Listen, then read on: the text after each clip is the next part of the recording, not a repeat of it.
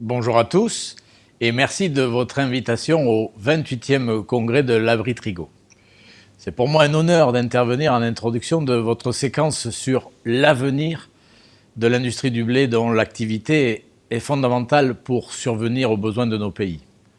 La crise sanitaire que nous traversons depuis 1 an et demi a permis de mettre en lumière l'importance et la détermination de toute la filière blé, farine, pain à nourrir non seulement les populations, mais aussi à répondre aux attentes des consommateurs en recherche de manger sain et bon. Subvenir aux besoins de la population, c'est d'ailleurs le point de départ de l'histoire de Grands Moulins de Paris qui a toujours été intimement lié avec l'histoire avec un grand H. En effet, notre histoire a commencé après la Première Guerre mondiale. À cette époque, alors que la guerre s'éternise, le peuple a faim et la révolte gronde. C'est ainsi qu'une poignée d'hommes, tous issus de l'expertise meunière, décide de construire le plus grand moulin du monde pour répondre de manière pérenne aux besoins d'approvisionnement de la population. À l'été 1919, la première pierre de cet édifice emblématique est donc posée quai de la Gare à Paris. En 1923, ce sont plus de 7900 quintaux de blé qui sont moulus par jour, soit 20 fois la production des 20 000 autres moulins répartis sur le territoire national. Aujourd'hui, notre moulin de Paris se situe sur le port de Gennevilliers. C'est encore le moulin le plus proche de Paris et il écrase 240 000 tonnes de blé par an. Mais pour ravitailler Paris, il ne fallait pas seulement de la farine à la fin de la guerre. Il n'y a plus suffisamment de boulangers. Pour éviter que le savoir-faire ne se perde, à peine 10 ans plus tard, en 1929, Grands Moulins de Paris crée la toute première école de boulangerie en France, l'école de boulangerie et de pâtisserie de Paris, est reconnue d'utilité publique par l'État dès 1935. Aujourd'hui, l'école est un centre de formation d'apprentis indépendants, mais toujours étroitement lié à Grands Moulins de Paris. Chaque année, ce sont plus de 300 élèves en apprentissage et une centaine d'adultes en reconversion professionnelle qui viennent se former à l'école. Être à l'écoute de notre société, des besoins de nos clients, des attentes consommateurs est dans l'ADN de Grands Moulins de Paris. C'est ce qui nous a conduit à développer des innovations de rupture et des solutions qui vont au-delà de notre rôle de meunier.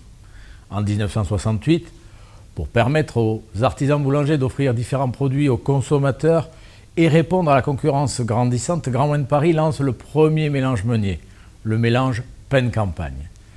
De nos jours, nos mélanges sont de plus en plus spécifiques pour adresser les nouvelles tendances de consommation, comme notre Beruga par exemple, aux inclusions de légumineuses, qui a d'ailleurs été lauréat aux pépites de la boulangerie de 2021. Nous portons également une attention particulière à l'approvisionnement en blé de nos 8 moulins et de notre site de mélange meunier. Le consommateur français recherche du local. Nous privilégions donc un approvisionnement 100% en blé français, sans insecticides de stockage, cultivé en moyenne à 125 km de chacun de nos moulins. Nous avons également développé la fabrication de farine bio dans 2 de nos moulins. Des évolutions indispensables de nos stratégies de production pour être en phase avec les attentes d'aujourd'hui. Des innovations de rupture, il y en a eu aussi une très importante en 1979. Nous nous sommes intéressés en effet au processus de surgélation de la viennoiserie, une manière de proposer à de nouveaux marchés, à l'export notamment, notre savoir-faire à la française. Une solution qui apportera quelques années plus tard une solution à certains boulangers pour faire face à des difficultés de recrutement de touriers, c'est mettre du feuilletage pour des viennoiseries de plus en plus demandées. Dans les années 2000, pour aider nos artisans boulangers à développer leur chiffre d'affaires, nous avons décidé de les accompagner au niveau de leur boutique avec le déploiement de la marque Campaillette en concept de boulangerie.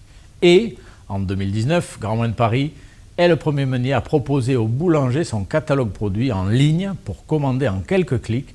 Au-delà du e-commerce, c'est aussi du contenu enrichi pour renforcer la connaissance marché et développer leur expertise au travers de vidéos et d'articles. Je vous évoque ces grandes étapes de l'histoire de notre entreprise parce qu'elles illustrent, selon moi, tous les atouts qui ont permis à notre grande maison de célébrer ses 100 ans, qui continuent à guider nos actions et qui peuvent vous inspirer. Cette implication auprès de nos artisans boulangers, au-delà de notre cœur de métier, permet de construire ensemble l'avenir à chaque instant. C'est notre rôle de faire bouger les lignes et de toujours être en phase avec les problématiques sociétales. Alors oui, Grands Moulins de Paris, c'est grand, mais nous sommes aussi proches et agiles. Et tout ceci n'est possible que grâce aux femmes et aux hommes passionnés qui œuvrent chaque jour pour une filière blé, farine, pain soudée. Si la patience est nécessaire au boulanger pour travailler sa pâte, elle l'est aussi au meunier pour sélectionner et moudre le grain et à l'agriculteur pour voir grandir et moissonner sa récolte de blé. C'est en travaillant tous ensemble, main dans la main, à chaque étape de la fourchette à la fourche, que nous continuerons à inventer demain. Voilà pourquoi nous avons choisi ces 4 mots pour nous décrire: vrai, passionné, engagé, simple. En étant un collectif uni, nous défendons les valeurs de nos métiers et nous soutenons des sujets majeurs comme la candidature de la baguette, emblème de notre patrimoine français, au patrimoine immatériel de l'UNESCO. J'ai confiance en l'avenir de notre filière. Je vous souhaite un bon congrès à tous et je vous donne rendez-vous dans 100 ans.